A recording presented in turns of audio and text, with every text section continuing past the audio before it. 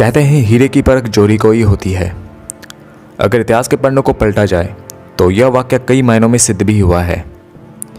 यहाँ बात हो रही है अखंड भारत के पहले सम्राट चंद्रगुप्त मौर्य और उनके गुरु तथा उस समय के महान दार्शनिक और विद्वान आचार्य चाणक्य की।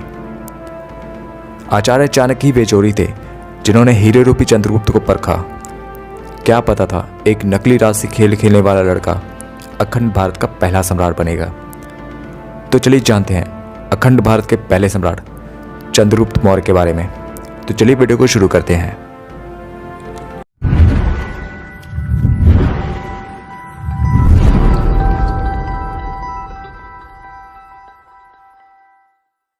नंबर 1, चंद्रगुप्त मौर्य के जन्म के समय का कोई प्राचीन प्रमाण नहीं है कि उसका जन्म कब हुआ था, लेकिन कुछ ग्रंथों के अनुसार उनके जन्म का प्रस्ताव रखा गया। उनमें से कुछ ग्रंथ जैसे कि सिकंदर महान की मृत्यु के बाद चंद्रगुप्त ने ग्रीक भारतीय गवर्नर पर हमला किया था जो कि 323 बीसी में हुआ था। वहीं प्लूटार्च का दावा है कि वह एक युवा व्यक्ति था जब वह उत्तरार्ध के आक्रमण के दौरान सिकंदर से मिला और उसी के आधार पर राय चौधरी ने अपना प्रस्ताव रखते हुए उनका जन्म 350 बीसी का बताया। लेकिन कुछ ग्रंथों का आकलन करने के बाद इतिहासकारों ने उनका जन्म 340 बीसी के आसपास का बताया है। नंबर 2, चंद्रगुप्त के जन्म की भांति उसका प्रारंभिक जीवन भी अस्पष्ट है। सिंगली बौद्ध परंपरा के अनुसार चंद्रगुप्त की माता उस समय गर्भवती थी जब उनके पिता, जो मौर्य वंश के प्रमुख थे, एक युद्ध में मारे गए। उसकी मां अपने भाइयों की मदद से पाटलिपुत्र भाग आई। चंद्रगुप्त की सुरक्षा के लिए उसके मामा ने उसे एक चरवाहे को अपनाने में मदद की और जब चंद्रगुप्त कुछ वर्षों का हुआ तो उसे एक शिकारी को बेच दिया गया। लेकिन वहीं कुछ दिगंबर कथाओं में उनका प्रारंभिक जीवन का अलग ही वर्णन देखने को मिलता है। नंबर 3, चंद्रगुप्त और चाणक्य कैसे मिले, इसका भी कोई उचित स्पष्टीकरण नहीं मिलता। हिंदू और बौद्ध स्रोत इस बात के विभिन्न संस्करण प्रस्तुत करते हैं।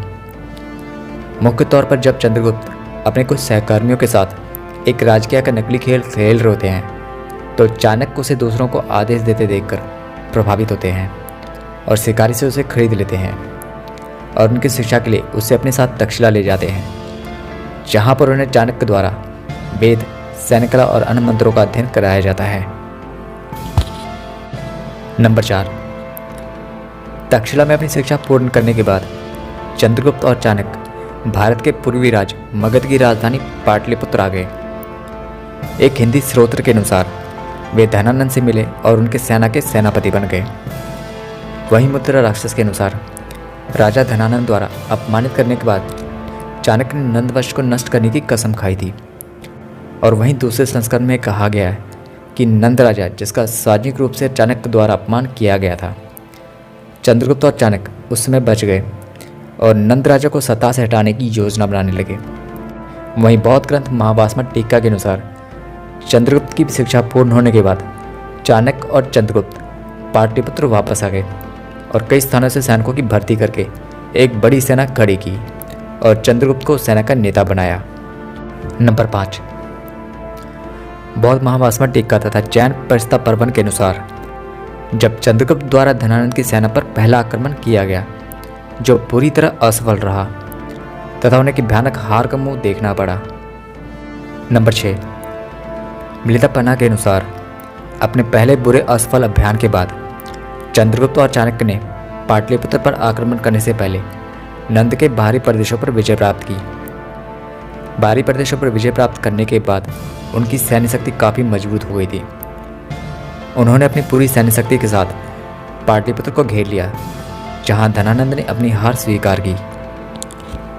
नंबर 7, चंद्रगुप्त के सत्ता में आने से पहले सिकंदर महान का भारतीय अभियान समाप्त हो गया था तथा उन्होंने 325 बीसी में भारत छोड़ दिया था और वे उत्तर पश्चिमी भारतीय क्षेत्रों को यूनानी गवर्नर के अधीन छोड़ दिया था। बाद में चंद्रगुप्त ने भारतीय क्षेत्रों को यूनानियों से मुक्त करवा दिया। नंबर 8, 305 बीसी में सेल्यूकस ने एक विवाह संधि के तहत कंधार, बलूचिस्तान और गंधार के क्षेत्रों को चंद्रगुप्त को दे दिया और बदले में 500 युद्ध हाथियों को प्राप्त किया, जिन्होंने बैटल ऑफ अल्पस में सेल्यूकस की जीत में महत्वपूर्ण भूमिका निभाई थी, लेकिन सगाई संधि का कोई विवरण ज्ञात नहीं है। नंबर 9, चंद्रगुप्त की सैन्य शक्ति और उसके साम्राज्य का विस्तार का कोई विवरण ज्ञात नहीं है। यह ग्रीक और रोमन इतिहासकारों द्वारा उनकी मृत्यु के कई सदियों बाद लिखे गए धार्मिक भारतीय ग्रंथों के संदर्भों पर आधारित हैं। चंद्रगुप्त ने अपने गुरु तथा परामर्शदाता चाणक्य के साथ मिलकर भारतीय उपमहाद्वीप पर अब तक के सबसे बड़े साम्राज्यों में से एक का निर्माण किया।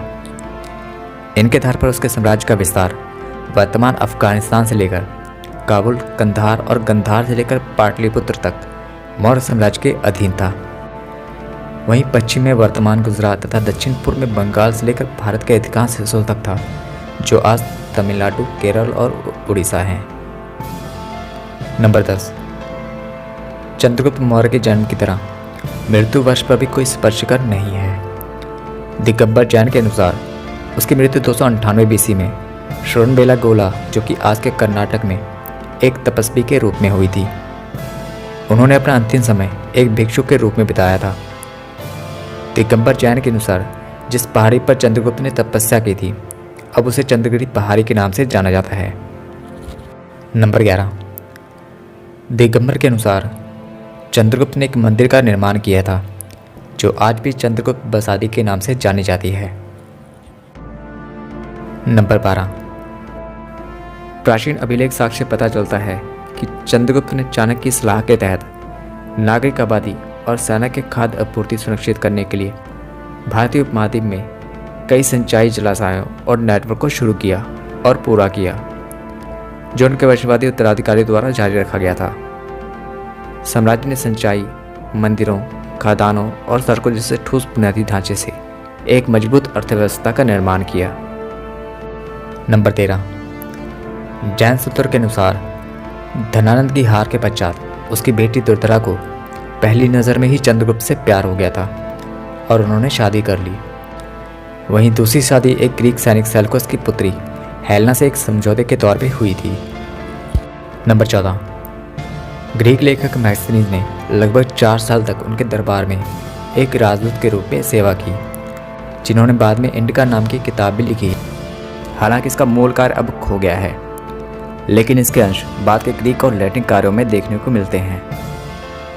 नंबर 15, यूनानी लेखक फिलाचार्ज ने, जो कि 3वीं शताब्दी ईसा पूर्व के प्रसिद्ध लेखक तथा इतिहासकार थे, ने चंद्रगुप्त को संद्रगुप्तस के रूप में संदर्भित किया है। और वहीं ग्रीक रोमन लेखक स्ट्रैबो, एरियन और जस्टिन ने, जो कि 2वीं तथा 3वीं शताब्दी के प्रसिद्ध लेखक थे, उन्होंने चंद्रगुप्त को संद्रगुप्तस और अंद्रगुप्तस के रूप में वर्णित किया है। हालांकि कुछ हालिया लेखकों ने चंद्रगुप्त मौर्य के साथ ग्रीक खातों के संद्रगुप्तस के पहचान पर विवाद किया है। वहीं संस्कृत नाटक मुद्राक्षर में वर्णित राजा के विशेषण में चंद्रासिरी अर्थात चंद्रश्री, पद्मासना तथा वृषाला के नाम का भी जिक्र मिलता है। नंबर 16, चंद्रगुप्त के समय में कला और वास्तुकला के साक्ष्य ज़्यादातर मैक्सिनीज और कौटिल्य जैसे ग्रंथों तक ही सीमित हैं। स्मारक स्तंभों पर शिलालेख और नक्काशी का श्रेय उनके पोते अशोक को दिया जाता है। हालांकि कुछ ग्रंथ शहरों के अस्तित्व, सार्वजनिक कार्यों और समृद्ध वास्तुकला का संकेत देते हैं, लेकिन इनकी ऐतिहासिकता सवालों के घेरे में है। नंबर 17, अधिकांश भारत को एकजुट करने के बाद चंद्रगुप्त और चाणक्य ने प्रमुख आर्थिक और राजनीतिक सुधारों की एक श्रृंखला पारित की। चंद्रगुप्त ने पाटलिपुत्र से एक मजबूत केंद्र प्रशासन की स्थापना की। उन्होंने चाणक्य के पाठ अर्थशास्त्र में वर्णित राज्य शिल्प और आर्थिक नीतियों को लागू किया।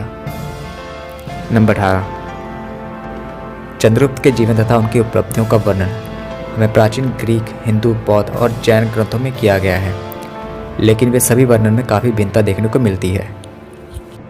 बीते कुछ वर्षों में इनमें बहुत सी मूवीज़ और टीवी सीरीज भी बनी हैं, लेकिन 2011 में प्रसारित चंद्रगुप्त मौर्य तथा 1991 में प्रसारित चाणक्य, इनके जीवन पर आधारित कुछ बेहतरीन टीवी शोज़ हैं जो आपको जरूर देखनी चाहिए।